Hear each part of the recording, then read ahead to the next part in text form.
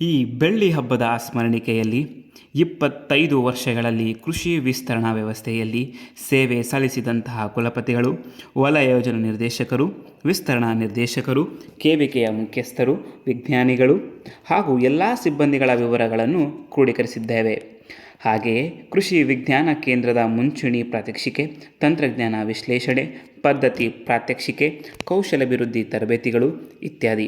ಕೃಷಿ ವಿಸ್ತರಣಾ ಚಟುವಟಿಕೆಗಳಿಂದ ಈವರೆಗೂ ಒಟ್ಟು 30 ಲಕ್ಷಕ್ಕೂ ಹೆಚ್ಚು ರೈತರ ಜೀವನದ ಸುಸ್ಥಿರತೆ ಮತ್ತು ಶ್ರೇಯೋಭಿವೃದ್ಧಿಗಾಗಿ ಪಟ್ಟಂತಹ ಶ್ರಮವನ್ನು ಮತ್ತು ಸಾಧಕ ರೈತ ಮತ್ತು ರೈತ ಮಹಿಳೆಯರ ಯಶೋಗಾಥೆಗಳನ್ನು ದಾಖಲಿಸಲಾಗಿದೆ. ಈ ಸ್ಮರಣಿಕೆಯು ವಿಜ್ಞಾನಿಗಳ ಶ್ರಮ ಮತ್ತು ರೈತರ ಪಾಲುದಾರಿಕೆಯ ಕಾರ್ಯವೈಖರಿಗೆ ಕನ್ನಡಿ ಹಿಡಿದಂತಿದೆ.